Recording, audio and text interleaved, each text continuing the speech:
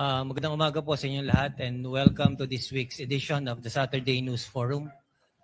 For our guest this morning, we have House Deputy Speaker Francisco Paulo Ortega V, representative of the 1st District of La Union. So Congressman Ortega is here with us to discuss the development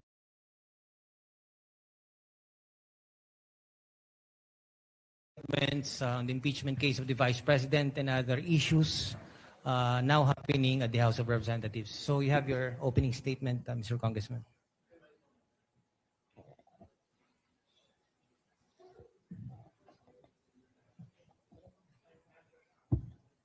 Hello. Magandang umaga po sa ating lahat na imbagabigat di aming listeners na to'y Saturday News Forum tayo. Magandang umaga po. Kong, pwede niyo ba kaming bigyan ng konting kung ano nangyari dun sa session ng Pangulong? Hindi naman po lingid sa ating mga sa ating mga viewers, sa ating mga listeners.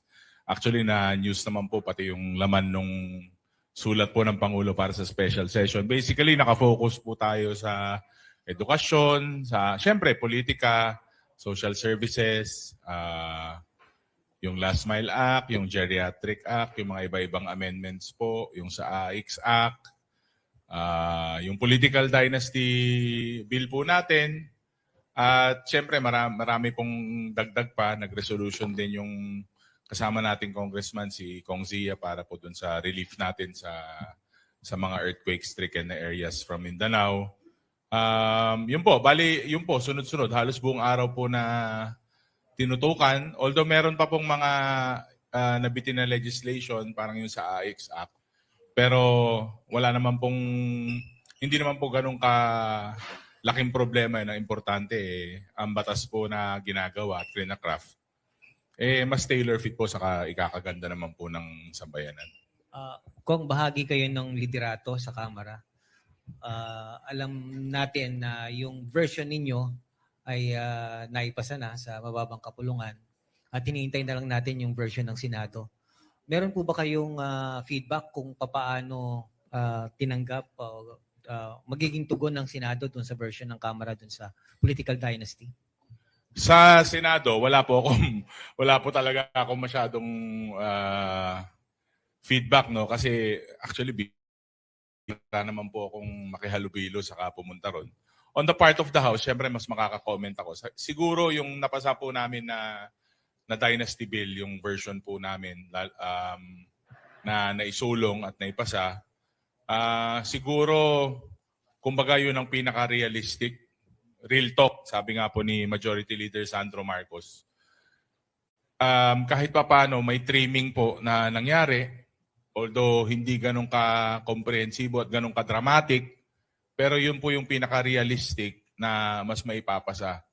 Kumbaga, at least naisulong, pumasa, naumpisahan na po at mabubuksan po yung mga discussions. Hindi naman po ako magpapaka-ipokrito, hindi naman po lingid sa taong bayan na ako po ay isang member rin ng political family. Actually, ang alam ko, kami pinakamatagal sa buong Pilipinas, 1901. Sabi ko ng ilang mga political analysts sa buong Southeast Asia. Hindi ko akalain sa buong Southeast Asia. Pero parang ganun. Pero ako naman, siyempre, sabi ko nga, pag nagdiskusyon tayo dito, kailangan, para mas makumbinsi mo yung constituency mo, makumbinsi ka rin. Ako naman, nung na-open yung discussion, sabi ko, magandang unang hakbang to. Total, andyan naman na yung SK reform. So, at least kahit papano, in the history, naipasa po sa Kongreso. At kung dadaan pa naman po yan sa Senado, magbabaykan pa. So, very dynamic. Marami pa pong pwedeng mangyari dito. Kung medyo tutukan lang natin ng konti ang anti-political dynasty bill. Napaka-esoteric ng topic na to Ipasa niyo yung akala niyo pinakang-practical, mayroong mga purist na nagagalit. Ang gusto ay isa lamang daw ang dapat sa isang pamilya. Alam naman natin, sabi nga nila, ang term ng Gen Z ngayon, May mga blended family. Magkalaban yung mga kakaibang mga ina. So, ano yung in essence, para sa atin pong mga nakikinig ngayon at sa ilan kasama sa media, sa madaling paliwanag, ano yung nilalaman ng anti-political dynasty na nakalusot sa Kamara? Ilan per family ang pinapayagan at saan magbumula yung bilang ng number 1 dun sa pinapayagan na miyembro ng pamilya? Unang-una, sagutin ko po yung part na yung sa ano, no? Actually, during the discussions, ang isa sa mga in-input ko, bakit di na lang natin ibase sa parang civil service style or mas bureaucratic yung style instead of attacking the name or attacking the lineage. Sabi ko nga, bakit di natin gawin na dapat may 10 taong kang experience sa private or sa public sector? Bakit di natin kailangan college graduate or gawing master's graduate? Bakit di natin i-up yung qualifications? Kasi ang hirap naman po, sa totoo lang, ito pananaw ko naman po, personal ko na ni-raise po itong mga bagay na to. Paano po yung mga pamilya ng doktor, pamilya ng attorney? Sino ba naman po tayo na magpigil sa pangarap ng isang tao kung gusto niya maging public servant? Pero sabi ko nga, dumaan naman po lahat to sa mga diskusyon. So parang ang dating po yung dynasty bill na naipasa po dito sa Kongreso is parang may clustering po siya. Halimbawa, merong Reyes na tumatakbo sa probinsya. Yung anak niya saka yung apo niya, hindi na po pwedeng tumakbo sa probinsya. Hindi na po pwedeng mag-vice governor, hindi na po pwedeng mag-board member. Kung meron po siyang anak o apo na kapitan, hindi na rin po siya pwedeng maging liga president ng probinsya. Pero pwede pa rin po siya maging kapitan. Tapos, hindi na rin po pwedeng maging ex officio or PCL president po yung anak or apo within the second degree nung principal, vice governor, governor o bokal. So may clustering po, province, district, city, saka munisipyo po. Paano kung dun sa, halimbawa, magkaibang ina? Sino may karapatan doon? Yung magkaiba po ang Magkaibang ina. Isa yung halimbawa, isa yung lolo. Yung lolo may asawang 5 na anakan. Siyempre, unfair naman dun sa family number 2, 3, and 4th family. Kung mabibilang lamang dun sa unang pamilya, yung bilang ng limitasyon. papasok po yung sa incumbency nun. Yun nga lang po, sabi ko nga, ito po yung house version. So, inaasahan po natin na marami at mas marami pong magbabago dyan pag umabot na po sa BICAM sa Senado. Kasi iba rin naman po ang take ng national. Ibang cluster po yung national eh. Mas malaki yung sakop, pero yun nga po, hindi naman po lingid sa ating mga kababayan, sa ating mga listeners na meron pong magkakapatid na nakaupo ngayon sa Senado as well. So, percentage-wise, mas apektado yung Senado. Mas direktang apektado po sila. At saka more on yun sa national, mas apektado yung Senado. Tapos sa local naman po, medyo mas apektado po yung sa local government talaga. Itong, City level, municipal. itong issue ng dynasty, ito ba'y nagkasundo na ba kung bakit galit? O bakit ayaw ng tao? Kung talagang ayaw, galit ng tao sa dynasty. Kasi kung sasabihin ang dynasty, ang sagka sa kaunlaran, makakapagbigay tayo ng 1 hanggang 10 sigurong halimbawang lalawigan o bayan na hindi umasenso dahil dynasty. Sa kabilang dako naman, on the other extreme, makakapagbigay tayo ng 10 pinakamayamang lungsod at 10 pinakamayamang probinsya sa Pilipinas na maunlad naman pero dynasty. Yun nga po eh. Pero siguro, mas maganda po na hindi opinion ang basihan. Maganda po yung sinabi nyo na may matrix po na kasama yan. Kasi nami-measure naman po yung GDP, yung poverty, yung success, saka yung income ng isang probinsya. Based po, hindi naman po based sa namumuno, kundi based na rin po sa total na governance, saka ginawa po nung mga nakaupo. Kaya nga po, maganda rin po na may numero, hindi opinion. All over the world. May mga ginawa na rin po na pag-aaral against political dynasties. Marami po tayong nakita na sa kanabasang mga articles tungkol dyan, especially yung dati pong president po ng sa Ateneo dati.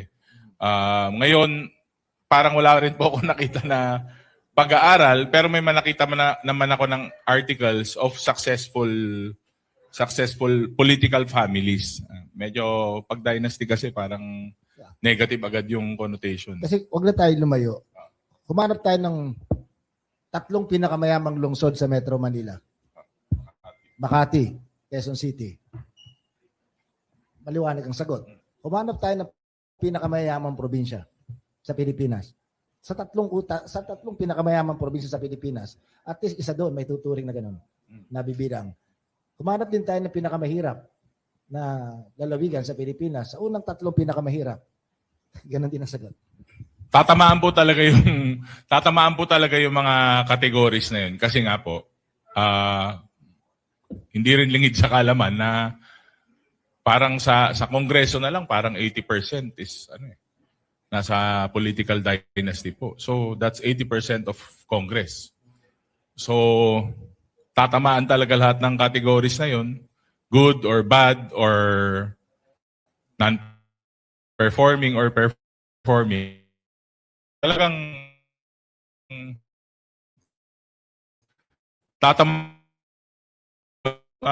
kaya nga po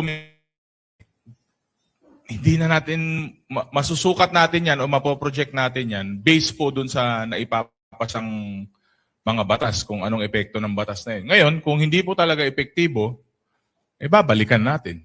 Kailangan nating tignan kung anong kailangan palitan. Sa discussion nyo kung ano ang naging suwestyon para marisolba yung magkapatid, kunwari, na magkaibang distrito.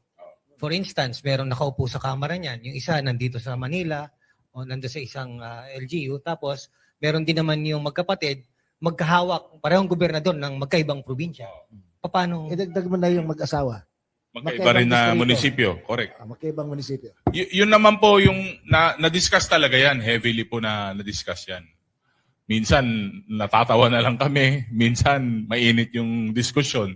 Kasi these are the realities that we are faced. Pero, parang dumating po sa punto na alangan namang i-eradicate mo yung buong population at buong statistika. Paano mo ika-quantify ngayon yung isa lang na membro ng pamilya o isang idol lang ang pwedeng to? Anong qualification? Jack and Poy, Pompiang, Bunutan? Unfair din po yun kasi meron naman pong may kanya-kanyang skill, may kanya-kanyang galing eh. Kaya nga sabi ko nga, this is a good first step. Maganda pong unang yapak to. Papunta doon. Wala naman pong nakagawa eh. Wala pong kongresong nakagawa niyan. Yun lang pong nag-umpisa nung 19, tinapos po sa 28th Congress. So sabi ko nga, minsan po kailangan early first. Ganyan din nagong SA Reform Act.